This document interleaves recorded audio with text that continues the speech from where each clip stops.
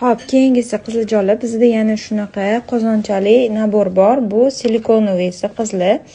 Juda ham zo'r, kompaktni ishlatishga, depilyatsiyaga o't-bo'tga chiqa olmasanglar, misol uchun o'zingiz depilyatsiya qilishga qiynalsanglar, bemalol shu nabordan olib ishlatsanglar bo'ladi.